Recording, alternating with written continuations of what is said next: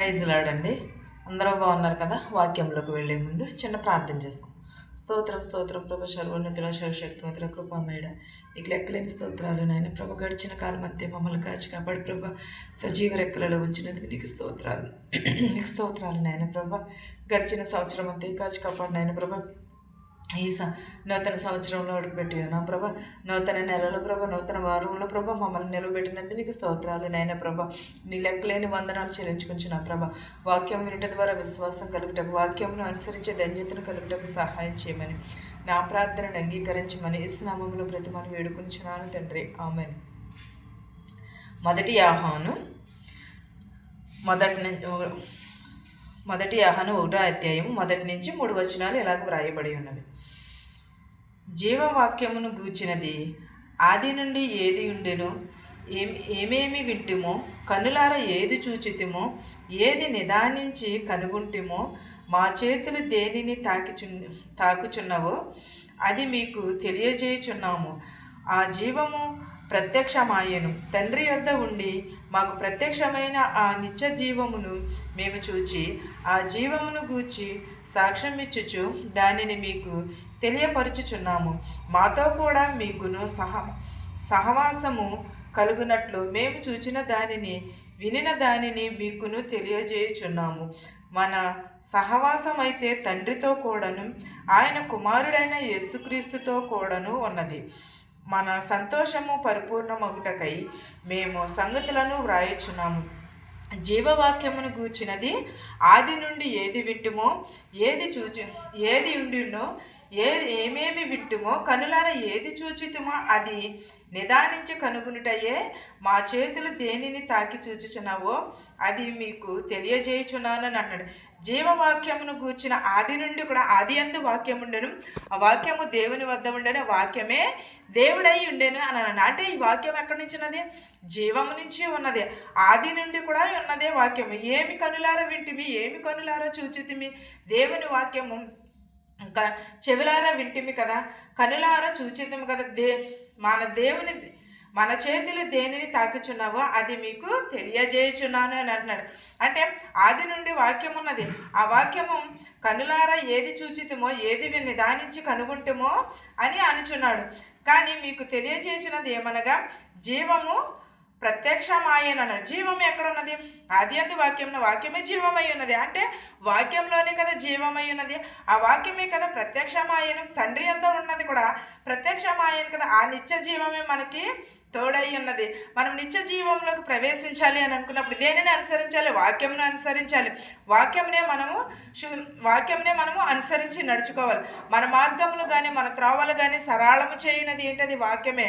వాక్యము తప్పగానే ఇంక దేని నుంచి కూడా మనము సరళం చేయలేము. మన మార్గములు కానీ ఏమిని కానీ మనము నిత్య జీవమును మేము చూచిన ఆ జీవమును గూర్చిన సాక్ష్యము చెప్పాలి. మనం ఎప్పుడైతే మేళ్లను పొందుకుంటున్నాము కానీ సాక్ష్యము మనం సన్నిధిలో చెప్పుచున్నామా? దేవుని సన్నిధిలో సాక్ష్యం చెప్పాలని అనుకుని వెళ్తాము, కానీ అక్కడికి వెళ్ళేసరికి భయం వేస్తుంది. ఎందుకంటే మనం చేసిన పాపములు, మనం చేసిన దోషములు ఇవన్నీ కూడా మనకి అడ్డుగా వస్తూ ఉంటాయి. అవి వచ్చటం వలన, లేకపోతే మనుషులు పెట్టే నిందలకు మనము, మనుషులు మాట్లాడే మాటలకు మనము ఏమైపోతాము? వెనక్కి తగ్గిపోయి దాన్ని మనం ఏం చేస్తామంటే ఎదరికి వెళ్ళి సాక్ష్యం చెప్పలేకపోతున్నాం. తండ్రి యొద్దకు వెళ్ళాలి. మనం ప్రత్యక్షమైన ఆ నిత్య జీవమును చూచి ఆ జీవమును గురించి సాక్ష్యము చెప్పాలి. మనకు తోడై ఉన్నది ఎవరు? దేవుడే మనకు తోడు. మాతో కూడాను మీతో కూడాను సహవాసము కలిగి ఉండటే ఎంతో మెరుగ్దే. మన సహోదరులతో సహవాసం కలిగి ఉంటున్నామా? ఒకవేళ మనం సహవాసం కలిగి ఉన్న ఎడల వారిని మనము ఏమైనా అంటున్నామేమో ఒకసారి తెలుసుకోండి. మన సహవాసం అయితే తండ్రితో కూడా ఉండాలి. ఎవరితోటి ఉండాలి? యెహోవాతోటి ఉండాలి, యేసుక్రీస్తుతోటి ఉండాలి, మనుషులతోటి ఉండాలి. ప్రతి ఒక్కరితోటి కూడా మనము సహవాసము కలిగి ఉంటేనే మనకు అప్పుడు పరిపూర్ణమైన సంతోషము కలుగుతుంది. పరిపూర్ణమైన సంగతులు మనకి తెలియజేస్తానంటున్నాడు. ఆయన కుమారుడైన యేసుక్రీస్తుతో కూడా ఉన్నది మన సంతోషము. పరిపూర్ణమగుటకు సంగతులు వ్రాయుచున్నానని అంటున్నాడు. మనం ఎప్పుడు కూడా సంతోషము అని అది ఎక్కడ దొరుకుతుంది మనకి? ఎక్కడ సంత వీధుల్లో దొరుకుతుందా? దగ్గర దేవుని దగ్గర అందరికీ కష్టాలు ఉన్నాయి, అందరికీ శోధనలు ఉన్నాయి. ప్రతి ఒక్క కుటుంబంలోని కూడా, ప్రతి ఒక్కరి కుటుంబంలోని శోధనలు ఉన్నాయి, వేదనలు ఉన్నాయి. కానీ అవన్నీ కూడా ఎక్కడ ఇంటి దగ్గర విడిచిపెట్టి మనం దేవుని సన్నిధిలో చాలా సంతోషంగా ఉన్నాం. ఏమంటే చిన్నవారికి చిన్న సంతోషం అన్నది, పేదవారికి పేద సంతోషం అన్నది. కానీ మనం ఇవన్నీ ఎక్కడ పొందుకునిచున్నాము? దేవుని సన్నిధిలో మన శోధనలు, వేదనలు ఇవన్నీ విడిచిపెట్టు కూడా దేవుని సన్నిధిలోనే మనము నిలబడి ఉండాలి. దేవుని వాక్యమునకే మనము గైకొనాలి. నిత్యమును కూడా దేవుని స్తుతిస్తూ ఉండాలి. జీవవాక్యము మనలో ఉన్నంతసేపు కూడా దేవుడు మనకి తోడై ఉంటాడు. దేవునితో మనం సహవాసం చేసిన ఎడల ప్రతిదీ మనకి సాధ్యమవుతుంది. మనం ఎక్కడ కష్టం వచ్చినా, ఎక్కడ నష్టం వచ్చినా సరే దేవుడిని మాత్రమే విడిచిపెట్టకూడదు. మనం ఇలాగ సజీవ రెక్కలలో ఉన్నామంటే ఆయన ఇచ్చిన కృపయే, ఆయన ఇచ్చిన దయయే. ఆయన లేకపోతే మనం ఈ రోజున లేము. మనం ఎప్పుడును కూడా దేవుని వాక్యమునకే లోబడి ఉండాలి. ఈ వాక్యమును మీకును మాకును మనందరికీ తోడై ఉండును గాక. ఆమేన్. ప్రార్థించుకుందాం. స్తోత్రం స్తోత్రం స్తోత్రం ప్రభు, సర్వోన్నతుడ, సర్వశక్తిమంతుడ, కృపామయడానికి లెక్కలేని స్తోత్రాలు నాయన. గడిచిన కాలం అంతే మమ్మల్ని కాచి కాపాడి సజీవ రెక్కలలో ఉంచినందుకు నీకు స్తోత్రాలు నాయన ప్రభ. వినుట ద్వారా విశ్వాసం కలుగుటకు సహాయం చేయ ప్రభ. మాకు మారు మనసు దయచే ప్రభ, విరిగి నెరిగింది మనసును దయచే ప్రభ. వినిచిన వారిని చూచుచున్న వారికి ప్రతి ఒక్కరికి ప్రభ మారు మనసు దయచే ప్రభ. మా దేశాలని మా సంఘాలని దీవించినాను ప్రభ. ఇతర దేశాల్లో ఉన్న బిడ్డలు ప్రభ పని చేసుకుంటే శక్తిని బలం దయచే ప్రభ. ఎవరింట్లో ఏ శోధన ఉన్నదో మాకు తెలియదు, నీకు తెలిసినాను ప్రభ. ప్రతి ఒక్కరు కుటుంబంలో శాంతిని సమాధానమును దయచే ప్రభ. నీ కనికరమును, నీ దయని దయచే ప్రభ. ఓర్పుని సహనమును దయచే ప్రభ. మా కష్టాలను, మా శోధనలను తీసివేయమని అడుగుచున్నాను నాయన ప్రభ.